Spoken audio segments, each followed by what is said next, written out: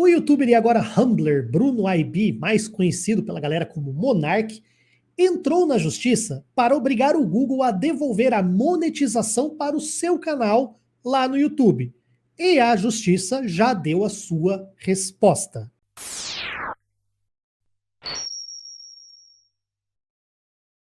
Eu não sei se alguém já usou essa expressão Humbler. Tem youtuber e tem agora o Humbler. Se ninguém usou essa expressão, eu fui o primeiro a usar. Eu quero royalties do uso dessa expressão, tá, gente? Parabéns.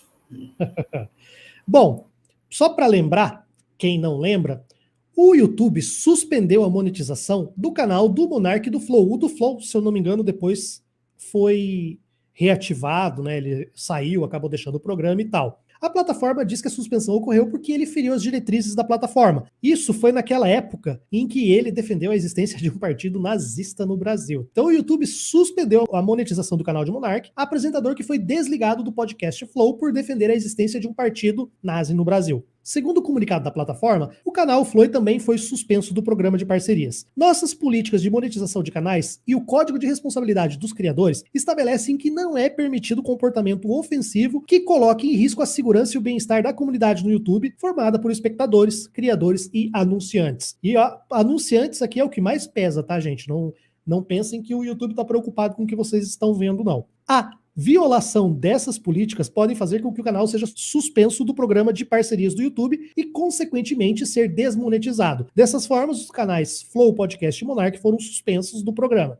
E aí, essa é a notícia que eu tô trazendo lá da época, tá vendo? É lá de 2000 e comecinho de 2022, logo depois daquela polêmica toda. E o Monark, ele não deixou barato. Ele achou injusto, como ele sempre acha injusto, assim como ele acha injusto o justo, ou a justiça também, mas ele procurou a justiça, né, procurou o Poder Judiciário, através de advogado, para tentar fazer com que o YouTube tivesse essa decisão reformada, tivesse essa decisão impugnada pela justiça. E aí agora nós temos a notícia que saiu essa semana, na UOL, a justiça decide que Google agiu bem ao desmonetizar Monark no YouTube. O apresentador e youtuber Bruno Ayub, o Monark, foi derrotado no processo judicial em que exigia que a Google voltasse a monetizar o seu canal no YouTube. A medida foi tomada pela empresa em 2022 após Monark ter defendido a possibilidade da existência de um partido nazista reconhecido por lei. Na ocasião, o youtuber também afirmou que se o cara quiser ser anti-judeu, eu acho que ele tinha o direito de ser. Olha, gente, é para acabar. O juiz César Augusto Vieira de Macedo rejeitou o pedido por considerar que o Monark violou as políticas de parceria do YouTube. O autor do processo, que é o Monark, publicou vídeos que defendiam a criação de um partido e o direito ao antissemitismo. Declarou na sentença: é evidente o desserviço ao buscar publicar vídeos polêmicos defendendo pautas nazistas. A liberdade de expressão encontra limite na legalidade das proposições.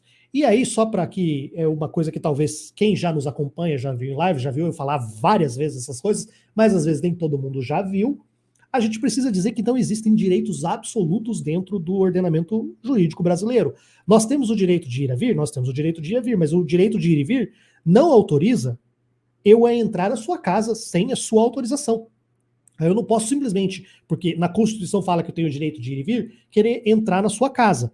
Da mesma forma, o direito de liberdade de expressão também encontra muros. Você tem os caminhos comuns, as estradas e ruas e calçadas, mas você também tem muros, que no caso são invisíveis, que são a honra, a dignidade, a imagem das pessoas e outras questões, como, por exemplo, a questão de você proteger um bem que é até maior, que é a democracia, ou a segurança e a saúde de determinados grupos minoritários que já foram perseguidos na história. Então, o direito à liberdade de expressão, ele não é absoluto, ele não pode falar o que ele quer.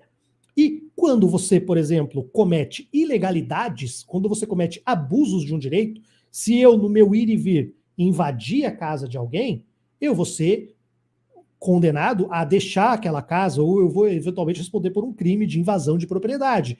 Da mesma forma, quando eu invado a honra, quando eu ofendo a honra ou a dignidade de uma pessoa, eu também vou ser punido. Então isso é basilar dentro de uma democracia. Principalmente as democracias como é o caso do Brasil, como é o caso da maior parte dos países europeus. Talvez os Estados Unidos tenha uma política de liberdade de expressão mais ampla, mas isso também tem lá os seus problemas. Vocês vivem vendo situações absurdas, como manifestações e até desfiles do pessoal neonazista lá nas ruas, que, né, acabam, querendo ou não, influenciando situações que são muito piores. Então, não queiram usar o parâmetro da legislação. Cada país tem a sua lei, e no Brasil nós temos a nossa lei, e a nossa lei é muito clara com relação a isso, né, Anderson? Eu concordo com muitas pessoas que falam isso. Eu sei que tem malucos no meio desses bolsonaristas, né? Gente insana aquelas pessoas que rezam em volta do pneu, elas estão com um pouco da sua sanidade abalada. Não, já não é o caso do Monark. Ele quer atingir propósito e pessoas, e ele tem alcance para isso. Uma coisa que a gente tem que lembrar que eles também fazem coisas para se autopromoverem com aquela. O que eles falam que a gente faz mimimi, vitimização, quando a gente fala de racismo, homofobia, enfim, eles fazem muito bem isso. Eles que fazem isso. Eles se põem em situação de coitadinho para alavancar os números de audiência dele. Então o menino vai lá, toma o celular do Randolph, é lógico que isso vai incomodar até a esquerda. E aí ele se põe numa situação de vítima, e daí lá na frente ele vira lá um mamãe falei que vai se eleger. É a mesma coisa desse monarca. Ele sabe, a questão não é nem o dinheiro que ele quer de volta, é se pôr nessa situação de vítima, de falar, olha, o Estado opressor que não permite que um trabalhador queira dar sua opinião e blá, blá, blá, blá, blá, blá. Então, uma coisa que eu queria... Lembra que a gente falou no corte do Wallace, do jogador de vôlei? Eu vou voltar com uma enquete. Hoje eu estou cheio de enquetes, viu, Tasso? Poderíamos fazer uma enquete. O que você acha de pegar toda a monetização do Monark e dar para instituições judaicas, negras, de mulheres que sofrem violência, moradores em situação de rua? Não seria uma interessante? Né? Ele continua afastado das redes, mas a monetização dele, porque eles sabem quando pesam no bolso, daí eles abaixam a bolinha deles, né? Seria interessante, né? Uma outra enquete. Você gostaria de ver o dinheiro da monetização de tudo que ele já recebeu falando essas groselhas criminosas, muitas criminosas, utilizar esses recursos para ajudar a Educafro, a CUFA, né? As instituições que realmente trabalham, as mídias negras, periféricas, indígenas, todo mundo que precisa, que ele ganha muito dinheiro a custas desses povos, falando mal desses povos, falando mal de uma Palestina. Então, não seria interessante, né? Eu dar uma parte lá para o bar Eugênie Rá, na capital de São Paulo. Eu fico uma enquete aí, porque o que essas pessoas têm que ser punidas para além do virtual, sabe, Tasso? Porque nós, cidadãos, nós, no dia a dia, nós somos punidos pelo que ele fala. Eles são geradores de violência. Então, nós somos punidos de alguma forma, porque o cara que está na rua no dia a dia vai ouvindo gente como ele, pode agredir eu, você, a pessoa que está no chat, agride o Randolph, e aí lê o que o Wallace fala lá para matar o Lula. Então, essas pessoas que são geradoras de ódio, elas têm que punir na vida, serem punidas na vida real e serem punidas também financeiramente. Não, perfeito. E só lembrando que desmonetização, perda de patrocínio e outras questões não envolvem o Estado. É o mercado reagindo às suas declarações. São pessoas que na sua esfera privada falaram, eu não vou mais pagar para você falar bosta. Tá? E aí, ele que fala tão mal da justiça, ele correu atrás do Poder Judiciário para que o Poder Judiciário interferisse numa decisão de uma empresa privada, que resolveu não pagar ele. Olha a hipocrisia, né? E aí, não, mas eles sempre fazem isso. Então, exatamente. E aí o que a Justiça falou? Falou assim, ó, gente, a empresa tá certa, você não respeitou o contrato que você assinou, né? Então, só para terminar esse corte, eu queria só relembrar isso, né? Foi o mercado que puniu ele, porque a Justiça mesmo, até agora, nada.